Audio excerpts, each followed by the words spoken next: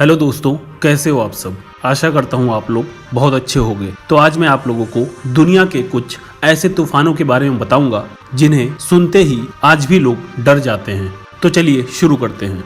भोला cyclone 1970 में बांग्लादेश में आया ये तूफान अपनी गति और तीव्रता में दुनिया के भयंकर तूफानों जैसे तो नहीं था, लेकिन उस समय पूर्वी पाकिस्तान का हिस्सा रहे वहाँ के तटीय इलाकों में किसी को जानकारी तक नहीं थी कि ऐसा कोई तूफान आ रहा है। ये तूफान करीब 185 किलोमीटर प्रति घंटा की रफ्तार से आया और जमीन से टकराते ही इसने तबाही मचानी शुरू कर दी। इससे 10 जिले प्रभावित हुए थे और 5 से 10 लाख लोग मारे गए थे।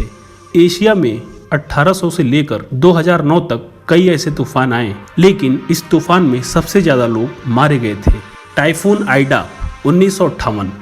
आइडा सितंबर 1958 में 185 किलोमीटर प्रति घंटे की रफ्तार से जापान के तट से टकराया था। बाद में इसकी रफ्तार 325 किलोमीटर प्रति घंटे तक पहुंच गई। ये इतना भयंकर तूफान था कि इसने कई बड़े बड़े मकानों को गिरा दिया था। आइडा के कारण जापान में कुल 1270 लोगों की मौत हुई थी। इतनी मौतों से जापान के लोग हिल गए थे। इस तूफान में 5 करोड़ अमेरिकी डॉलर की संपत्ति का नुकसान हुआ था। Typhoon Hayyan 2013। हयान को अब तक का सबसे प्रचंड तूफान माना जाता है।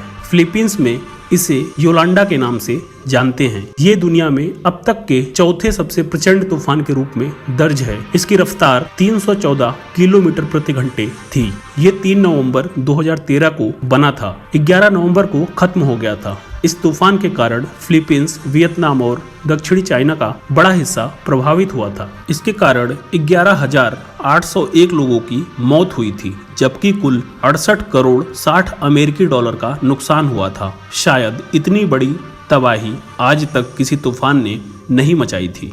टाइफून सैली 1964 को पुनापे के पास उठा और पश्चिम की ओर बढ़ा। 4 दिन के बाद इसकी रफ्तार 314 किलोमीटर प्रति घंटे तक पहुंच गई। ये 9 सितंबर को फिलीपींस पहुंचा, फिर 185 किलोमीटर प्रति घंटे की रफ्तार से 10 सितंबर को चाइना पहुंचा। ये अपने समय का बहुत ही प्रचंड तूफान था। इस तूफान में बहुत लोग मारे गए थे और बहुत से मकान गिर गए थे।